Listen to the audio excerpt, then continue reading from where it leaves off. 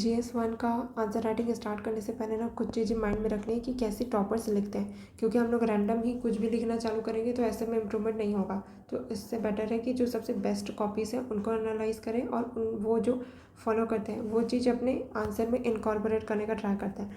सबसे पहले हम लोग इशिता किशोर मैम का आंसर कॉपी एनालाइज करेंगे, पूरे 20 का 20 क्वेश्चन देखेंगे और उसके बाद फिर देखेंगे कि बैक एनालिसिस करेंगे बेसिकली कि मैम ने ऐसा लिखा क्यों और कौन से क्वेश्चन में उनको आता था, कौन सा नहीं आता था, तो कैसे हैंडल करना है, ये सारी चीज़ें। और वन थिंग कि मैम का GS1 में 120 मार्क्स था, मतलब कि बहुत अच्छा ही मार्क्स था, क्योंकि 100+ GS1 में लेके आना बहुत मुश्किल है। तो 120 का टारगेट हम भी रखेंगे कि हमको भी 120 लेके आना है।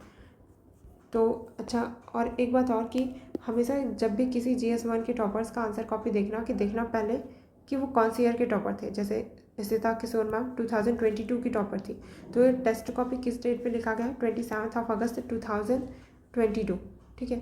तो मतलब इनका जो मेंस था वो सितंबर 2022 में था, है ना। तो मैम ने ये 15 to 16 डेज़ पहले, मतलब 15-20 डेज़ पहले ही लिखा था और उसके बाद मेंस दिया। मतलब कि ज़्यादा कुछ चेंज मैम अपने आंसर राइटिंग में की नहीं होंगी, ठीक है। मतलब जो इस टेस्ट में लिखा होगा ऐसा ही टेम्पलेट उन्होंने मेन एग्ज़ाम में भी फॉलो किया होगा। ये चीज़ देखना बहुत इंपॉर्टेंट है, क्योंकि बहुत सारे टॉपर्स मल्टीपल अटैम्प्ट वाले होते हैं। तो जो विज़न वाले या फोरम में उनकी कॉपीज अपलोड होती है, जैसे वो 2024 के टॉपर थे तो उन्होंने कभी विज़न में 2022 में इनरोल किया होगा, तो उस टाइम मेंस लिखा होगा, तो कोचिंग वाले वो भी अपलोड कर देते हैं। लेकिन 1-2 साल में क्या होता है, बहुत चेंज हो जाता है आंसर राइटिंग स्किल्स में, बहुत चीज़ें चेंज हो जाती है। इवन कि अगर मार्क्स अच्छे नहीं आ रहे हैं मेंस में, तो वो बेसिक सी बात है ना कि वो उन्होंने रिप्रेजेंटेशन वगैरह में चेंज किया होगा, कंटेंट इन्हांस किया होगा, तो काफ़ी कुछ चेंज हो जाता है 1-2 साल में। तो इसलिए देखना कि किस ईयर के टॉपर है और उसी आसपास का डेट का ही उनका आंसर कॉपी को रिफ़र करना, ठीक है। ये चीज़ ध्यान में रखना। और टॉपर GS1 का अगर कॉपी देख रहे हो तो GS1 में उनका कितना मार्क्स था ये चेक करना ऐसे, क्योंकि ऐसा भी हो सकता है कि जो ऑल इंडिया रैंक 1 है उनका GS1 में बाकी टॉपर के कंपैरिजन में कम हो, 90-95 हो, लेकिन क्यूमुलेटिव जो एग्ज़ाम मतलब सारे मार्क्स काउंट डाउन करे तब जाके 1000 कुछ हो रहे होंगे।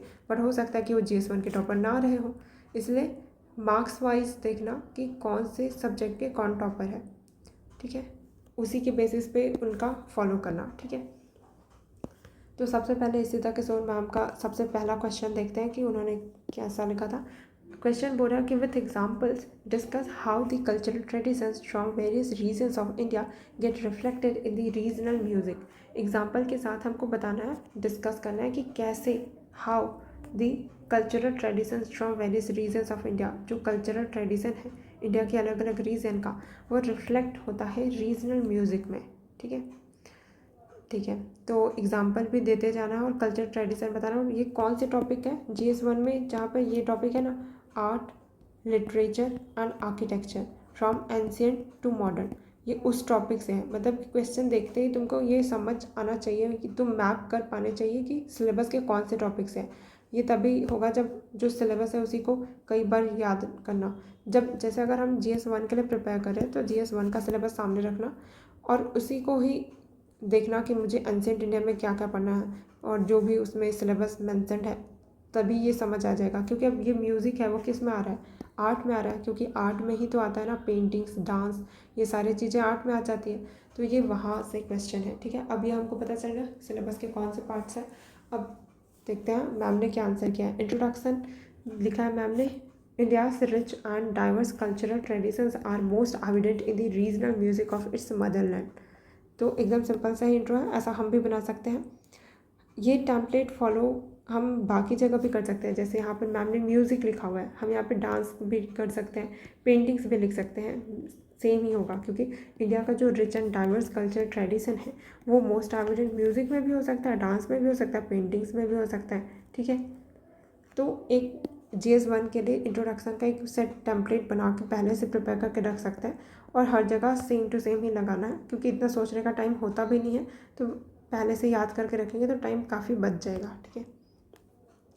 और ऑलरेडी जब प्री डिसाइडेड होगा कि मुझे ऐसे क्वेश्चन में यही इंट्रो डालना है, तब तो और ईजी हो जाएगा ना। फिर मैम ने यहाँ पर पेंटिंग मतलब फिगर बनाया हुआ है, छोटा सा डायग्राम बनाया हुआ है, और वहाँ पे रीजनल म्यूज़िक को दिखाया हुआ है। तो हम क्या करेंगे, जब हम लोग रीजनल म्यूज़िक अपना जब पढ़ रहे होंगे, वहाँ पे ऑलरेडी एक मैप बना के रखेंगे कि अगर पूछा क्वेश्चन कि रीजनल म्यूज़िक के बारे में, तो ये डायग्राम तो मैं बना के ही आऊँगी। सेम डांस के लिए भी, आर्ट के लिए भी, रॉक आर्किटेक्चर के लिए भी, और स्तूपा कहाँ कहाँ पे मिले ये भी। तो पहले से ही ये डायग्राम प्रिपेयर करके रखना है, ठीक है। जैसे इंडिया का मैप भी बनाना है, इसको भी एकदम विद इन टाइम लिमिट में कैसे बनाना है, थोड़ा प्रैक्टिस से आएगा, लेकिन वही है कि थोड़ा रफ डायग्राम बना सकते हैं।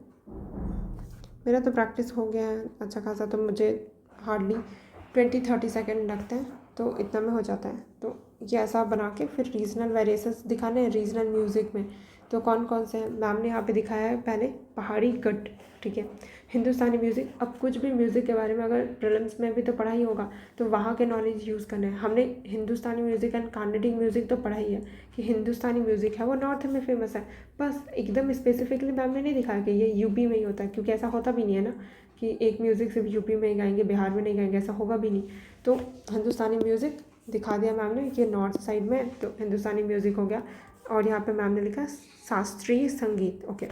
और ये ऊपर पहाड़ी वाला है तो पहाड़ी गीत ऐसा कुछ है, तो ये डाल दिया। फिर यहाँ पे क्या लिखा हुआ है, शंकर देवास भावना, ठीक है। अच्छा, असम में शंकर देव थे ना जिन्होंने म्यूज़िक को प्रमोट किया था। ये सोशियो रिलीजियस मूवमेंट वाला है 17th-18th सेंचुरी के टाइम पीरियड का। फिर यहाँ पे ट्राइबल म्यूज़िक, ओके। अब स्पेसिफिकली मैम ने यहाँ पे ये नहीं लिखा कि ट्राइबल का स्पेसिफिकली कौन सा म्यूज़िक है, बस ट्राइबल म्यूज़िक हो गया। ये झारखंड, छत्तीसगढ़, उड़ीसा वाला रीजन जहाँ पे ट्राइब्स ज़्यादा है वो वाला। देन कार्नेटिक म्यूज़िक साउथ वाला, एंड ये मीरा का भजन, ये भी तो म्यूज़िक है ना। तो इनमें से एकदम स्पेसिफिक देखें तो यही है शंकरदेव का भजन, बाकी सब तो हम भी ड्रॉ कर सकते हैं, लेकिन वही है कि हम करते नहीं है कि मुझे तो रीजनल म्यूज़िक तो याद ही नहीं है, तो मैं कैसे बनाऊँ मैप में। तो वही है कि थोड़ा सा ट्राई करना है मैप बनाने का, अगर एक दो चीज़ें भी पता है तो, ठीक है।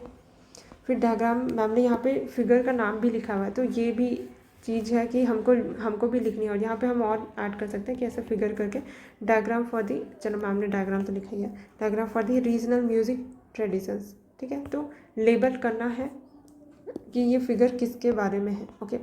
फिर उसके बाद फिर क्वेश्चन क्या था, विथ एग्जाम्पल बताना है, discuss how the cultural variation from the various regions of India get reflected in the regional music.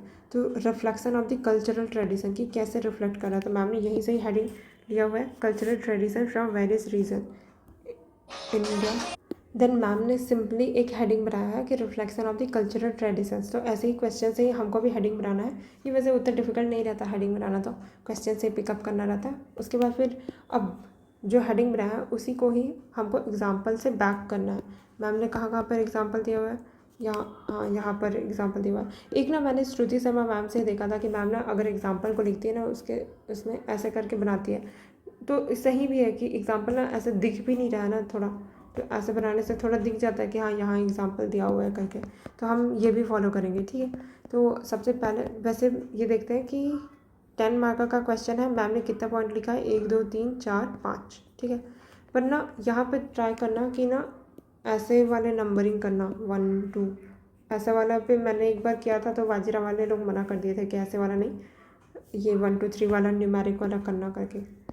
और एक चीज़ और कि इधर तो नहीं लिखना रहता, बट इधर भी लिखने से कोचिंग वाले मना करते हैं, लेकिन कुछ कुछ टॉपर्स बोलते हैं कि वो इधर लिखे थे मेन एग्ज़ाम में। बट बाकी अगर मैम लोग भी इधर ही लिख रहे हैं तो हम भी यहीं पे ही नंबरिंग कर सकते हैं, ठीक है। इधर मतलब दोनों बॉर्डर में कुछ नहीं लिखना है, ठीक है। तो यही है reflection of the cultural tradition से फर्स्ट मैम ने डाला है, क्या लिखा है, कार्नेटिक त्रिरत्न who reflected their religious and cultural aspect of society. तो एकदम स्पेसिफिक नहीं बताया है मैम ने कि क्या कौन सा कल्चर को या ट्रेडिशन को रिफ्लेक्ट कर रहा है, बस ये लिखा कि कार्नेटिक जो त्रिरत्न है, ये तो हम ट्रिलम्स में भी पढ़ते हैं ना, त्यागराज, श्याम शास्त्री एंड वो दीक्षितर, पूरा नाम इनका क्या है, मुथुर स्वामी, आई डोंट नो अगर मैं सही प्रोनाउंस कर रही हूँ नहीं, मुथुर स्वामी, देखना पड़ेगा मुझे।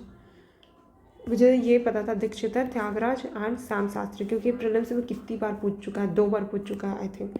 तो ये मैम ने प्रीलिम्स का ही नॉलेज यूज़ किया जहाँ तक मुझे पता है। तो कार्नेटिक त्रिरत्ना बोलते हैं इनको, ठीक है। कार्नेटिक त्रिरत्ना who reflected their religious and cultural aspect of the society. तो रिलीजियस एंड कल्चरल एस्पेक्ट है सोसाइटी का, वो दिखाया, ऐसा बताया है। उसके बाद यहाँ पर, और देखो इसको मैम चाहे तो ऐसे सिंपली लिख सकती थी, लेकिन जानबूझ के उसको थोड़ा डायग्राम रिप्रेजेंटेशन में लिखा है मैम ने, ओके।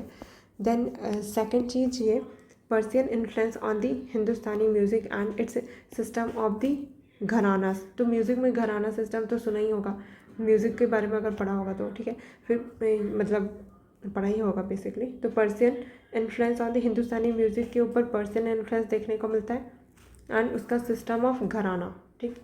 तो ये भी क्या को दिखा रहा है कि reflection of the cultural tradition, कि जो हमारा जो म्यूज़िक है उसमें हमको इन्फ्लुएंस भी देखने को मिलता है। तो ये चीज़ क्या रिफ्लेक्ट कर रही है कि हमारा कल्चर है म्यूज़िक का, वो थोड़ा अडॉप्टिव है ऐसे टाइप का, ठीक है।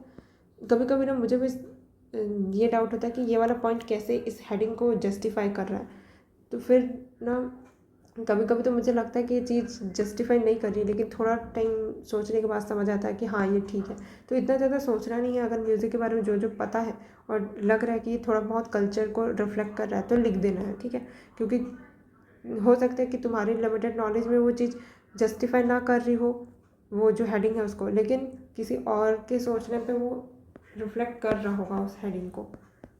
तो देन थर्ड मैम ने लिखा है Bhakti movement spirit of binding caste differences. Then यहाँ पर एग्जाम्पल मैम ने यूज़ किया मीराबाई का bhajan for devotion to Krishna. तो भक्ति मूवमेंट का मैम ने एग्जाम्पल लिया, वहाँ पर से मीराबाई का भजन रीजनल म्यूज़िक को दिखा रहा है, क्या से क्या रिफ्लेक्ट कर रहा है, कल्चर का spirit of binding caste differences, okay. Then tribal music of the eastern India which exhibit their क्या है deity daily activities and oneness with nature. Ma'am ने यहाँ पे विथ का भी शॉर्ट फॉर्म यूज़ किया है। जैसे यहाँ पे हम लोग ऐसे लिखते नहीं, अगर कहीं पर नोट्स बना रहे होते हैं तो विदाउट के लिए ये एंड विथ, तो शॉर्ट फॉर्म में मैम लिख रही है, ठीक है, with nature, okay. Example at sacred groves. जो सैक्रेड ग्रोव्स है उनका जो म्यूज़िक, अब देखो यहाँ पे ट्राइबल म्यूज़िक का मैम ने एग्जांपल नहीं दिया, लेकिन एग्जांपल में क्या लिखा हुआ है, सैक्रेड ग्रोव्स। ये सैक्रेड ग्रोव्स म्यूज़िक का नाम थोड़ी है, ये तो ट्राइब्स है सैक्रेड ग्रोव्स। तो मैम कितना स्मार्टली एग्जांपल में चीज़ें डाल रहे हैं, ये चीज़ हमको सीखनी है। हमको अपने आप को रिस्ट्रिक्ट नहीं करना है कि मेरे पास अगर एग्जांपल होगा तो ही मैं डालूँगी, नहीं, ठीक है। कोई भी चीज़ आर्ग्यूमेंट वगैरह उनको भी एग्जांपल में मैम यूज़ कर रही है। एंड उसके बाद में मैम ने पहाड़ी गीत लिखा हुआ है, पहाड़ी गीत in the Himalayan states reflect करता है देयर वे ऑफ लाइफ, ठीक है, उनके वे, अपने वे ऑफ लाइफ को रिफ्लेक्ट कर रहा है, ये बताया। फॉर एग्जांपल के लिए चमोली डिस्ट्रिक्ट उत्तराखंड। अब ये म्यूज़िक का नाम नहीं है, ये हिमालयन रीजन का नाम है, बट अगेन मैम ने ये यूज़ किया है कि पहाड़ी गीत बोल के कि ये इस वाले रीजन में, ठीक है। तो समझ आ रहा है ना कि एग्जाम्पल प्रॉपर किसी के पास एकदम स्पेसिफिक तो नहीं ही होता है, अगर जब तक कि तुमने एकदम म्यूज़िक को एकदम डिटेल में ही नहीं पढ़ा है तब तक, ठीक है। तो सबके पास उतना ही कंटेंट है, ये चीज़ें हमको भी पता थी, ऐसा नहीं है कि इनमें से कुछ भी नया चीज़ है, ठीक है। तो आंसर राइटिंग स्किल हमको यहीं से सीखना है कि कैसे हमारा जो लिमिटेड नॉलेज है उसको क्वेश्चन में अप्लाई करना है। फिर मैम ने कंक्लूजन में लिखा the region proposal for the museum for the Carnatic music reflects their importance to break free from colonial mindset Panch प्राण।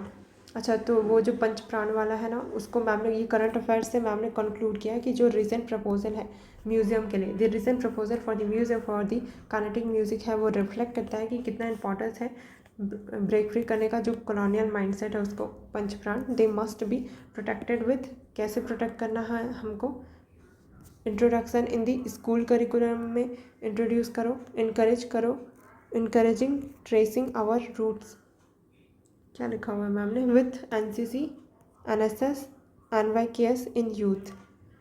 काफ़ी शॉर्ट फॉर्म यूज़ किया हुआ है, अब सब जगह पे वैसे भी फुल फॉर्म लिखेंगे तो जगह तब बचेगा नहीं। फिर स्पॉन्सरिंग, क्या लिखा हुआ है यार, स्पॉन्सरिंग प्रोग्राम्स, फॉर एग्जांपल कमामी ऑडिटोरियम, ओके। तो इस वाले आंसर का फ्लो कैसा था, पहले मैम ने इंट्रोड्यूस किया, फिर फिगर डायग्राम में कुछ कुछ चीज़ें बताई और उन्हीं के बेसिस पे ही पॉइंट है। जैसे कार्नेटिक के ऊपर एक पॉइंट लिखा मैम ने, ट्राइबल म्यूज़िक का एक पॉइंट था, और पर्शियन वाला यहाँ पे नहीं दिखाया था लेकिन पर्शियन वाला भी डाला था मैम ने एक पॉइंट, मीरा का भजन के ऊपर एक पॉइंट था, फिर हिंदुस्तानी म्यूज़िक के ऊपर था, पहाड़ी गीत के ऊपर। तो सबके ऊपर डायग्राम से ही पहले डायग्राम में बताया, उसी के ऊपर एक एक पॉइंट बना दिया एंड फिर कंक्लूड किया है करंट अफेयर्स से। ठीक है, यहाँ पर हमारे फैक्ट याद रखने के लिए क्या है, कार्नेटिक त्रिरत्ना, ठीक है, त्यागराज, दीक्षितर एंड श्यामा शास्त्री। ठीक है, एंड देन नेक्स्ट क्वेश्चन कौन सा है, highlight the emergence of the working class movement, discuss it's contribution towards the India's freedom struggle. Highlight करना है कि कैसे इमर्जेंस हुआ था वर्किंग क्लास मूवमेंट का। ओके, अब ये मॉडर्न हिस्ट्री का क्वेश्चन है, सिलेबस का कौन सा पार्ट है, वही जहाँ पर ये बोला है ना कि इंपॉर्टेंट इवेंट्स कौन कौन से थे from mid of the 18th century till present, ऐसा कुछ लिखा हुआ है, सिलेबस में लिखा हुआ है एग्जैक्टली। अब मुझे थोड़ा थोड़ा सिलेबस याद हो गया तो थोड़ा मैप करना इजी हो गया कि कहाँ से है ये।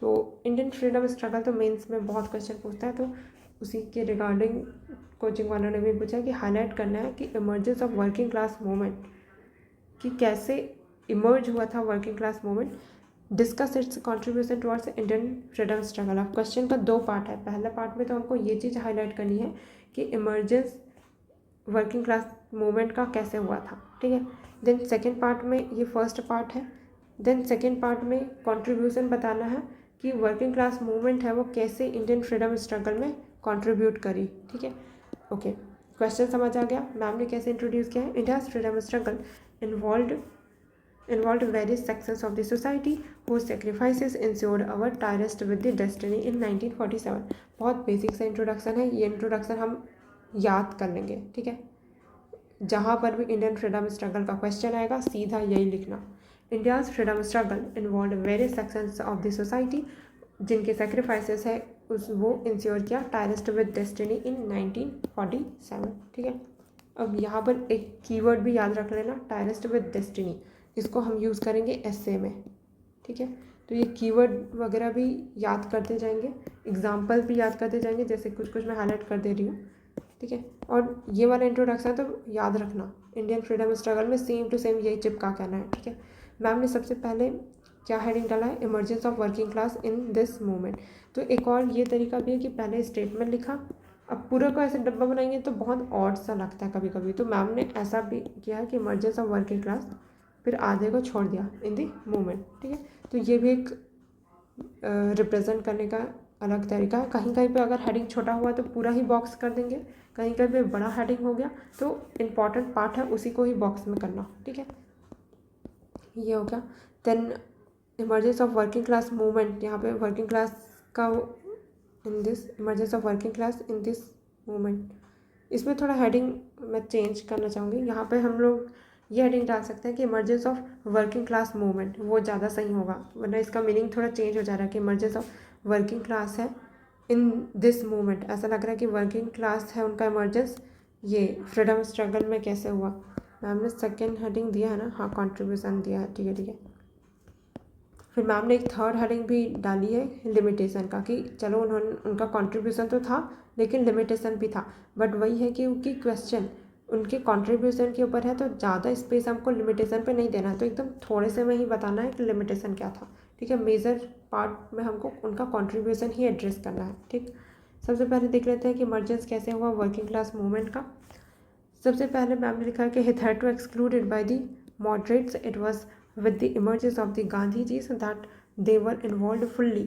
ओके, तो इमर्जेंस ऑफ वर्किंग क्लास का इमर्जेंस वर्किंग क्लास मूवमेंट का इमर्जेंस हुआ कैसे, वही बता रहे हैं कि पहले जब मॉडरेट्स थे तो वो तो इंक्लूड नहीं करते थे ना मासेस को, तो वही बता रहे हैं कि hitherto एक्सक्लूडेड ही थे बाय दी मॉडरेट्स, मॉडरेट थे वो वर्किंग क्लास को एक्सक्लूड ही रखते थे ज़्यादातर मूवमेंट वगैरह में, क्योंकि उनका अप्रोच ही पीपीपी का था ना, प्रेयर पिटीशन एंड क्या था, prayer petition and protest, yes protest है थर्ड वाला पी।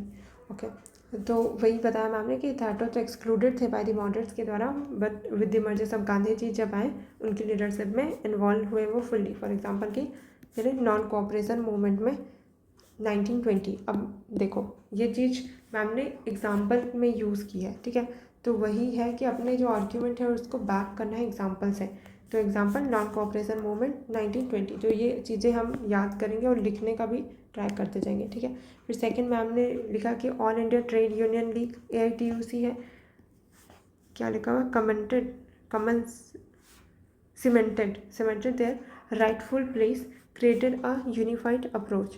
तो जो all India trade union league है, अब यहाँ पे तो वर्किंग क्लास मूवमेंट का ही तो था ना ट्रेड यूनियन, तो all India trade union league cement करेगा देयर राइटफुल प्लेस, कि उनका सही जगह क्या है जो वर्किंग क्लास है उनका, क्रिएटेड ए यूनिफाइड अप्रोच अपनाएंगे, फॉर एग्जांपल स्ट्राइक्स एंड हड़ताल करेंगे, ठीक है। यहाँ पे भारत बंद ये वाला भी एग्जाम्पल है सर में डाल सकते हैं, वही है प्रोटेस्ट का नाम ही। फिर थर्ड पॉइंट में मैम ने लिखा है, with the disappearance of the handicrafts due to the less of patronage, the working class faced huge exploitation in agriculture and industry which ignited them to respond। तो वही बता रहा है कि वर्किंग क्लास मूवमेंट इसलिए हुआ कि बिकॉज ऑफ, क्योंकि हैंडीक्राफ्ट्स थे वो डिसअपियर हो गए थे, और जो अब क्योंकि हैंडीक्राफ्ट है वो जॉबलेस हो जाएंगे तो वो एग्रीकल्चर वगैरह में आएंगे। अब क्योंकि उनको पेट्रोनेज नहीं मिल रही थी ना हैंडीक्राफ्ट जो इंडस्ट्री थी उनको, तो वर्किंग क्लास है वो फेस करेंगे बहुत ज़्यादा एक्सप्लॉयटेशन जब वो एग्रीकल्चर एंड इंडस्ट्री में वर्क करने आएंगे, क्योंकि ऑलरेडी यहाँ पे कंपटीशन बहुत ज़्यादा लोग इन्वॉल्व थे एग्रीकल्चर एंड इंडस्ट्री में, और इसके कारण वर्किंग क्लास है वो रिस्पॉन्ड करेंगे इसके अगेंस्ट, ठीक। फिर कंट्रीब्यूशन में मैम ने क्या क्या लिखा हुआ है कि कैसे वर्किंग क्लास मूवमेंट है इंडियन फ्रीडम स्ट्रगल में कंट्रीब्यूट किया, ठीक है। तो कैसे करेगा, यूनाइट हो जाएंगे अगर वर्किंग क्लास मूवमेंट, तो इंडियन फ्रीडम स्ट्रगल के लिए तो अच्छा है ना, मास स्ट्रगल करना पड़ेगा, तो साथ में तो united under the leaders and, तो जो जितने भी वर्किंग क्लास थे वो लीडर्स के अंडर तो यूनाइटेड थे ही, अब बस उनको फ्रीडम स्ट्रगल के लिए और साथ में मिलाना है, तो united under the leaders and ensured a mass struggle in the non cooperation movement and CDM civil disobedience movement 1930। तो मैम ने शॉर्ट फॉर्म पे अच्छे से यूज़ किया है और ईयर के साथ लिखा है, तो ताकि समझ भी आए कि CDM 1930 लिखा है तो सिविल डिसोबीडियंस मूवमेंट ही होगा करके, ठीक है। फॉर एग्जांपल के लिए कौन कौन लीडर्स थे उनका भी नाम मैम ने लिखा हुआ है, जैसे कि LL Rai was the president of the AITUC। तो ऐसे ऐसे कुछ लीडर्स के नाम याद रखने हैं, ठीक है। AITUC के लीडर कौन थे, ताकि कहीं पर भी एग्जाम्पल वगैरह में लिखने का काम आएगा, तो प्रीलिम्स का नॉलेज ही मैम ने यूज़ किया हुआ है। एंड देन सेकेंड थिंग कि और दूसरा कंट्रीब्यूशन, पहला कंट्रीब्यूशन तो ये क्योंकि वो यूनाइटेड थे लीडर्स के अंदर, तो मास स्ट्रगल इंश्योर करेगा NCM में भी एंड CDM में भी, तो पहला कंट्रीब्यूशन ये इंडिया के फ्रीडम स्ट्रगल में। Then second, approach to the unity and cooperation as Gandhi ji aimed to bridge the class divide. Approach जो था उनका यूनिटी एंड कोऑपरेशन का, क्योंकि गांधी जी एम कर रहे थे ना ब्रिज करना जो भी क्लास डिवाइड है। For example Ahmedabad mill strike 1918, तो ये भी तो वर्किंग क्लास का मूवमेंट ही था, Ahmedabad mill strike. Then third, non cooperation with the oppressive economic activities of British companies reduced their economic strength. अब क्योंकि जब नॉन कोऑपरेशन हो रहा था, non cooperation with the oppressive economic activities of British companies, जो British companies है उनकी जो इकोनॉमिक एक्टिविटीज़ है उससे क्या करेंगे, नॉन कोऑपरेट करेंगे, तो इसके कारण जो इकोनॉमिक स्ट्रेंथ है वो रिड्यूस हो जाए। इसका मतलब तो मुझे ही नहीं समझ आ रहा है क्या बोलना चाह रहा है। फिर लिमिटेशन में मैम ने लिखा है कि इंटरनल डिवीज़न था। अब ये तो किसी भी मूवमेंट में किसी भी ग्रुप में ही हो गई कि कुछ ना कुछ इंटरनल डिवीज़न तो हो गई। For example industrial disputes act आया था, उसके ऊपर अलग अलग लोगों का अलग अलग ओपिनियन था वर्किंग क्लास में ही। फिर स्प्लिट भी देखने को मिला, जैसे AITUC था वो स्प्लिट हो जाएगा due to the communist tendency के कारण। देन थर्ड, ईजली क्या लिखा हुआ है, outbid by the British, easily curbed by the Britishers है, उन्होंने ये वर्किंग क्लास मूवमेंट को ईजिली कर्व कर दिया, तो ये भी एक लिमिटेशन है, ठीक है। फिर मैम ने कंक्लूजन में ये लिखा कि ये the contribution remains unparalleled in securing independence as they formed the base of the struggle. पर इन लिमिटेशन के बावजूद जो कंट्रीब्यूशन है वो अनपैरेलल्ड है सिक्योर करने में independence as they formed the base of the struggle, क्योंकि उन्होंने फॉर्म किया था base of the struggle. We owe our Azadi ka Amrit Mahotsav to them. तो हमारा जो आज़ादी का अमृत महोत्सव है ये हम मना भी इसलिए पा रहे हैं क्योंकि वर्किंग क्लास मूवमेंट है उनके, वो एक बेस क्रिएट कर दिया, तब जाके मास स्ट्रगल हुआ, तब जाके टायरिस्ट विद डेस्टिनी, और उसके बाद फिर इंडिया इंडिपेंडेंट हुआ। तो ये वाला हम लोग और कहाँ पे लिख सकते हैं, ये वाला सेम कंक्लूजन 1857 रिवॉल्ट में भी एज इट इज़ ये फिट हो जाएगा। मैं बता रही हूँ कैसे। अब 1857 रिवॉल्ट के कॉन्टेक्स्ट में सोच रहा, ठीक है। तो अगर क्वेश्चन ये आया कि 1857 revolt was just the sepoy mutiny nothing else करके ऐसा कुछ, तो फिर उसके कंक्लूजन में हम क्या डाल सकते हैं कि चलो पहले 1857 का रिवॉल्ट वगैरह बताए, उनका कंट्रीब्यूशन बताया, उसका लिमिटेशन बताया कि हाँ 1857 रिवॉल्ट तो सिपॉय म्यूटनी ही थी, कोई इंडियन फ्रीडम स्ट्रगल तो नहीं था।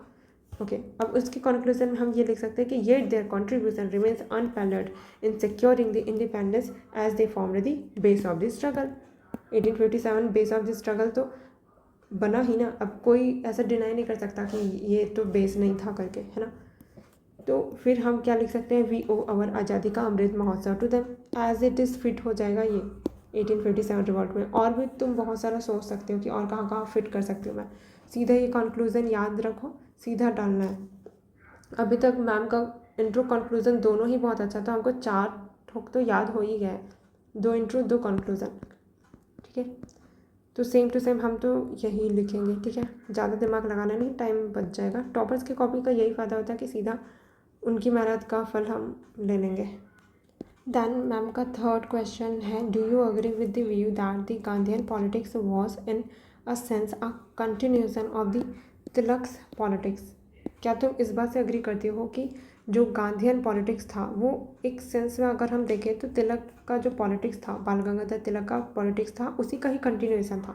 तो अगेन जब भी हमको ऐसा बोलेगा कि क्या तुम अग्री करते हो, तो एकदम से ही इंट्रोडक्शन में ही यस एंड नो नहीं लिखना है। ये चीज़ मुझे बाजीराव वाले में ही उन्होंने बताया था कि इंट्रोडक्शन में ही तुमको एकदम कोई साइड नहीं ले लेनी है कि हाँ मैं तो अग्री करती हूँ। ऐसे वाले क्वेश्चन में ऐसे ट्राई करना चाहिए कि अगर कुछ पॉजिटिव सा स्टेटमेंट है या फिर, या तो पहले तो ट्राई करना है कि दोनों साइड दिखाना है, और उसके बाद कंक्लूजन में कोई स्टैंड लो, ठीक है। तो देखते हैं मैम ने कैसे अप्रोच किया। तो सबसे पहले ये देखते हैं कि मैम ने इंट्रोड्यूस कैसे किया। तो अच्छा, पहले क्वेश्चन का पार्ट कौन सा होगा, तो डू यू अग्री, अगेन या तो यस या तो नो, ठीक है। दोनों फॉर एंड अगेंस्ट दोनों का आर्ग्यूमेंट देना होगा हमको, ठीक है। तो इंट्रोडक्शन देखते हैं। Indian freedom struggle saw the different approach of various leaders with the common agenda of Swaraj. तो वही मैम ने अच्छे से इंट्रोड्यूस किया कि कैसे इंडियन फ्रीडम स्ट्रगल में डिफरेंट अप्रोच तो सब ने लिया, कोई एक ही अप्रोच तो नहीं था इंडियन फ्रीडम स्ट्रगल का, अलग अलग लीडर का अलग अलग अप्रोच था। जैसे कि भगत सिंह का देखें तो उनका रिवॉल्यूशनरी अप्रोच था, और कुछ लोगों ने इंडिविजुअल सत्याग्रह अपनाया, कुछ ने क्या क्या मॉडरेट्स जो थे वो पीपीपी का अप्रोच अपनाएंगे। तो वही कि Indian freedom struggle saw the different approach of various leaders with the common agenda of Swaraj, लेकिन सबका कॉमन एजेंडा क्या था, स्वराज को अटेन करना, सेल्फ रूल, ठीक है।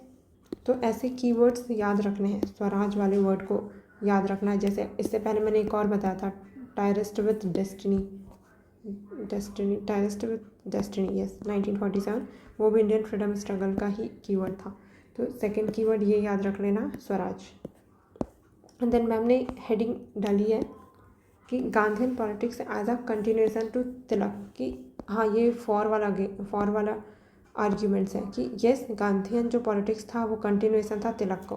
तो मैम ने रादर ये लिखने का यस मैं अग्री करती हूँ कि यही था, नहीं, मैम ने क्या हेडिंग डाला है कि Gandhian politics as a continuation to Tilak, कि हाँ जो गांधीयन पॉलिटिक्स था वो तिलक का कंटिन्यूएशन ही था। अब फॉर वाला आर्ग्यूमेंट देने हैं हमको, तो सबसे पहला आर्ग्यूमेंट तो दोनों में सिमिलरिटी दिखाना कि कैसे गांधीयन पॉलिटिक्स था वो तिलक का कंटिन्यूएशन था। तो accepting religion in public sphere, तो जैसे बाल गंगाधर तिलक है वो यूज़ नहीं करते थे इंडियन फेस्टिवल्स का, मतलब हिंदू फेस्टिवल्स का मोर स्पेसिफिकली अगर बोले तो वैसे ही गांधी जी ने भी वही किया था। तो एक्सेप्ट करना रिलीजन इन पब्लिक स्फीयर में, रिलीजन को एक्सेप्ट करना, जैसे गांधी जी इंक्लूडिंग दी खिलाफत इशू। तो गांधी जी ने भी तो जो ये खिलाफत वाला इशू था वो तो प्योरली रिलीजियस बेसिस था, लेकिन उसके बावजूद उसको इंडियन फ्रीडम स्ट्रगल में इंक्लूड किया था। तो गांधी जी का क्या था कि इंक्लूड किया था उन्होंने खिलाफत इशू को। तिलक भी क्या करते थे, इंक्लूड करते थे फेस्टिवल्स लाइक दी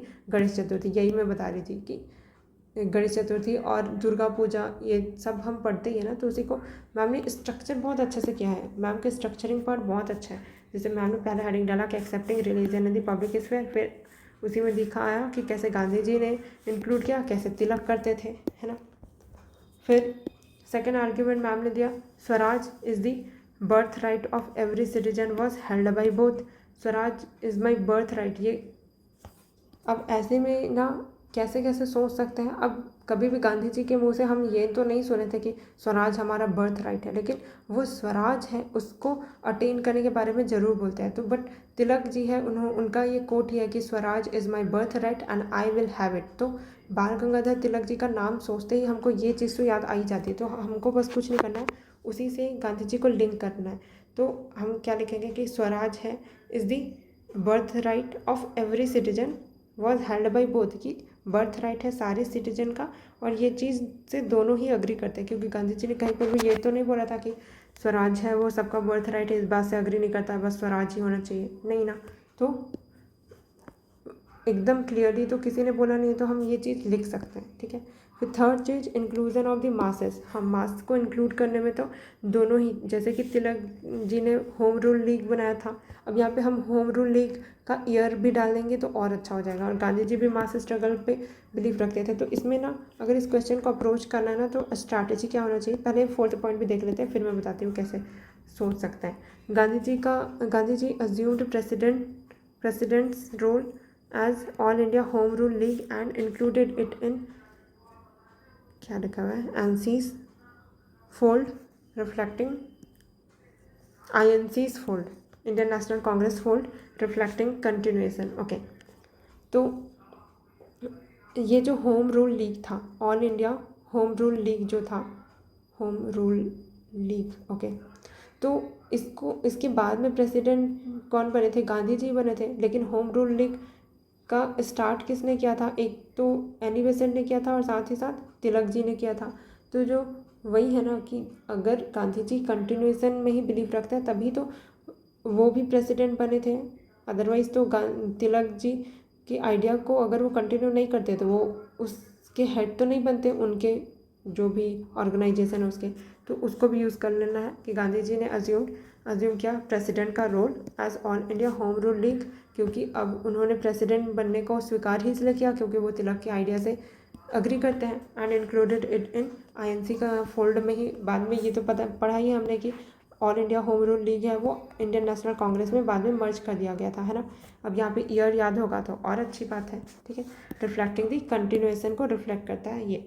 तो मैम ने कैसे सोचा है पता है, मुझे ऐसा लग रहा है कि अगर मुझे ये आंसर लिखना होता तो मैं कैसे सोचती, तो तिलक यहाँ पे एंड यहाँ पे गांधी जी, दोनों में क्या सिमिलैरिटी है ये चेक करना थोड़ा ज़्यादा डिफिकल्ट है, राधा कि मैं ये सोचूं कि तिलक का आइडिया क्या क्या था, अब फिर मैं सोचूंगी कि क्या गांधी जी ने इसके रिगार्डिंग कुछ किया था।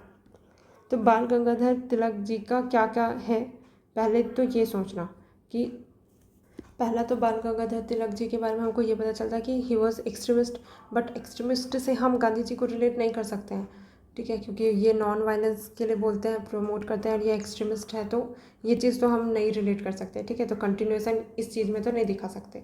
फिर तिलक जी का और क्या है, स्वराज का कॉन्सेप्ट है, तो वही वाला डायलॉग याद आता है उनका कि Swaraj is my birth right and I will have it वाला। तो स्वराज की तो बात गांधी जी भी करते, तो एनी हाउ कैसे भी करके लिंक करना ही पड़ेगा हमको, ठीक है, क्योंकि पॉइंट बहुत कम मिलने वाले हैं इसलिए। फिर तिलक जी का ये था कि मास को इंक्लूड करना, क्योंकि तिलक जी भी तो इंडियन फ्रीडम फाइटर थे, तो आज़ादी के लिए वो मास को इंक्लूड करेंगे, और मास को इंक्लूड करने के लिए ही वो गणेश चतुर्थी एंड जो दुर्गा पूजा है इसमें क्या करते थे कि पैम्फलेट वगैरह शेयर करते थे, और मतलब कि मासेस को यूनाइट करते थे कि वो सेम कॉज के लिए वो लड़े, ठीक है। तो एक इससे हम रिलेट कर सकते हैं। देन और प्रीलिम्स के टाइम पे ये भी पढ़ा होगा कि he was also the member of, मतलब फर्गुसन कॉलेज था उसको फाउंड करने के लिए वन ऑफ द फाउंडर में तिलक जी भी थे। तो कॉलेज वगैरह एजुकेशन, मतलब यहाँ पे हम गांधी जी से ऐसे रिलेट कर सकते हैं कि स्वदेशी एजुकेशन से रिलेट कर सकते हैं, क्योंकि स्वदेशी मूवमेंट था उसको गांधी जी प्रमोट करते थे। और तिलक जी ने भी तो इसे के रिगार्डिंग फर्गूसन कॉलेज इसलिए किया था ना कि कॉलोनियल वाला नहीं, हम अपना नेशनल स्कूल कॉलेजेस हम खुद खोलेंगे। तो यहाँ पर फर्गूसन कॉलेज वाला एग्जांपल यूज़ करके गांधी जी से रिलेट कर सकते हैं, क्योंकि जो जैसे सोशल रिफॉर्मिस्ट वाला टेंडेंसी है ना, उस चीज़ को दोनों ही अग्री करेंगे, जैसे सती प्रथा ये सब वाला है। तो क्योंकि तिलक जी भी सोशल रिफॉर्मर थे, तो गांधी जी भी उसको सही ही करेंगे, है ना, सपोर्ट ही करेंगे। तो कंटिन्यूएशन हम यहाँ पर दिखा सकते हैं। एंड उसके बाद फिर और क्या है, अच्छा, तो यहाँ पर जो एक्सट्रीमिस्ट वाला पॉइंट है उसको अगेंस्ट वाले में यूज़ कर सकते हैं अगेन। तो देखो तिलक जी के बारे में अगर हमको ये पता है कि ही वॉज द एक्सट्रीमिस्ट, तो उसको हम अगेंस्ट वाले आर्ग्यूमेंट में दिखाएंगे कि नहीं, गांधी जी तो एक्सट्रीमिस्ट नहीं मानते थे, वो नॉन वायलेंस के ऊपर बिलीव रखते थे। तो ये आर्ग्यूमेंट उधर से जनरेट हो जाएगा। देन मैम ने ये स्वराज वाला, हाँ स्वराज वाला एग्जांपल तो यूज़ करना ही है कि स्वराज के लिए उन्होंने होम रूल लीग इस्टेब्लिश किया था और उसी को गांधी जी ने कंटिन्यू किया, और उनका कंटिन्यूएशन हमको दिखता भी है क्योंकि वो खुद ही प्रेसिडेंट बने थे, फिर बाद में आईएनसी में मर्ज कर दिया। तो 3-4 पॉइंट इधर का। अब फिर अगेंस्ट वाले में देखते हैं। तो however Gandhian politics had stark differences from the Tilak से डिफरेंस तो था गांधी जी का। On issue of the communal harmony Tilak was against including the Khilafat issue. हाँ, तो तिलक जी ने, हाँ, जब खिलाफत इशू को ना महात्मा गांधी जी ने इंक्लूड किया था ना, तो जो मेजर अपोजिशन आया था वो तिलक जी ने भी बोला था कि हमको रिलीजन है उसको इंडियन फ्रीडम स्ट्रगल में इंक्लूड नहीं करना चाहिए करके। तो ये तो हम प्रीलिम्स में ही पढ़ते हैं, तो वही आर्ग्यूमेंट मैम ने यहाँ पर यूज़ किया। तो on issue of the communal harmony Tilak was against including the Khilafat issue, क्योंकि तिलक जी को ये डर था कि कम्युनल टेंडेंसी ज़्यादा आ जाएगी और हम अपना मेन पर्पस है कि हमारा पर्पस तो फ्रीडम स्ट्रगल है ना, रिलीजियस पर्पस नहीं है हमारा। तो उसके लिए दोनों का व्यू अलग था। फिर Tilak in 1916 founded on swaraj within the British Raj, but Gandhi held cooperation with a satanic satanic क्या लिखा हुआ है, रिजीम इज इम्पॉसिबल। ओके, तो दोनों ही स्वराज को प्रोपोगेट करते थे, लेकिन दोनों के लिए ही स्वराज का आइडिया डिफरेंट था। ये चीज़ मैम ने लिखा हुआ है। मुझे भी सतानिक का मतलब नहीं पता था, अभी मैंने सर्च किया तो मुझे पता चला। ये जो सतानिक टर्म है वो गांधी जी ने यूज़ किया था डिस्क्राइब करने के लिए जो सिस्टम रूटेड होता है एक्सप्लॉयटेशन एंड इनजस्टिस में। तो वही ब्रिटिशर्स का जो सिस्टम था उसको गांधी जी ने सतानिक वर्ड टर्म यूज़ किया था, SATANIC। ठीक है, अच्छा कीवर्ड है, हम भी यूज़ कर सकते हैं। तो तिलक ने जो 1916 में जब स्वराज बनाया था, होम रूल लीग मूवमेंट, मतलब होम रूल लीग बनाया था स्वराज के लिए, तो उनके लिए स्वराज क्या था, ब्रिटिश राज के अंदर ही स्वराज था। ठीक है, बट गांधी जी का आइडिया ये था कि ब्रिटिशर्स के अंदर हम रह के कभी स्वराज अटेंड कर ही नहीं सकते। हमारे लिए स्वराज का आइडिया ये है कि वो ब्रिटिश राज के अंदर ना हो, क्योंकि ब्रिटिशर्स के अंदर जो भी सिस्टम होगा वो हमेशा एक्सप्लॉयटेटिव ही होगा। इसलिए गांधी जी का क्या था, कोऑपरेशन जो है सतानिक रिजीम के साथ वो इम्पॉसिबल है, हम इनके साथ कोऑपरेट करेंगे ही नहीं, ये गांधी जी का था। और तिलक जी का ये था कि हम ब्रिटिश राज के अंदर भी होम रूल लीग करेंगे, मतलब स्वराज अटेंड करेंगे। तो दोनों के आइडियोलॉजिकल डिफरेंस को बताता है। ठीक, फिर थर्ड वाला पॉइंट मैम ने लिखा है कि Tilak was against British reforming Indian society. कि तिलक है वो अगेंस्ट थे कि ब्रिटिशर्स है वो क्यों हमारे इंडियन सोसाइटी को रिफॉर्म कर रहे हैं। जैसे कि जब सती है उसको बैन किया था तो तिलक ने अपोज किया था इस सेंस में कि इंडिया के जो कल्चर्स हैं उनमें इन जो ब्रिटिशर्स हैं वो इनक्रोच कर रहे हैं। ठीक है, बट गांधी जी ने एम्ब्रेस किया था जो भी ब्रिटिश का जो कंसेशन था, जो भी सती को अबॉलिश करने के लिए जो भी किया था। तो ये दोनों का अलग अलग था। तिलक जी ने सती का जब अबॉलिशमेंट के लिए ब्रिटिशर्स ने एक्ट लाया तो तिलक जी ने ऐसा देखा कि वो ब्रिटिशर्स हमारे इंडियन कल्चर में इनक्रोच कर रहे हैं, इंडियन ट्रेडिशन कल्चर में। ठीक है, और गांधी जी ने तो ब्रिटिशर्स के डिसीजन को सही मतलब सपोर्ट किया कि हाँ सती बैन होना चाहिए क्योंकि ये इनह्यूमन प्रैक्टिस है करके। As towering leaders of the Indian freedom struggles their contribution has been monumental in Swaraj for the masses and are relevant even for a new India at 75। तो ऐसे वाले कीवर्ड है ना मैम ने बहुत use किया, मैंने बहुत सारे टॉपर्स पे ऐसे यूज़ करते देखा हुआ है कि जो भी करंट वाला गवर्नमेंट का है ना कि आज़ादी का अमृत महोत्सव, न्यू इंडिया एक्ट 75, इन सब को यूज़ करना है हमको भी, ठीक है। तो करंट वाले से लिंक कर रही है मैम कंक्लूजन में, ठीक है। तो 3 आंसर में मोर और लेस मुझे तो पैटर्न नज़र आ रहा है कि पहले मैम इंट्रोडक्शन देती है, थोड़ा ब्रीफ बता के कोई ना कोई कीवर्ड यूज़ कर रहे हैं, 2-3 लाइन में इंट्रोडक्शन ख़त्म कर रहे हैं, बॉडी पार्ट एड्रेस कर रहे हैं जहाँ पर डायग्राम बना सकते हैं उनको लेबल करके बनाना है, और उसके बाद फिर कंक्लूजन में जो करंट का कोई गवर्नमेंट का स्कीम है या फिर अब इंडिया एक्ट 75 तो हम भी यूज़ कर सकते हैं ना, क्योंकि आज़ादी का जो अमृत महोत्सव है मतलब उसमें हम सेलिब्रेट क्या कर रहे हैं, 75 ईयर्स ऑफ इंडिपेंडेंस। तो कब होने वाला है, 1947 में हमको आज़ादी मिला है, तो 2047 में होगा। तो अभी जब हम लोग मेंस लिखेंगे तो 2026 होगा ना, तो अभी भी तो हम ये चीज़ मेंशन कर सकते हैं, है ना। तो आउटडेटेड तो है नहीं, तो हम भी ये सेम चीज़ यूज़ करेंगे। बेटर होगा कि कंक्लूजन इंट्रोडक्शन यहीं से याद कर लें, खुद बनाने बैठेंगे तो काफ़ी टाइम चला जाएगा, इसलिए जो बना बना मिल रहा है उसको अपने कॉपी में नोट डाउन करके याद कर लेना है। आज के लिए इतना ही कहते हैं, बाकी को मैं कल करती हूँ रिकॉर्ड, या फिर आज भी सेकेंड पार्ट में रिकॉर्ड कर दूँगी।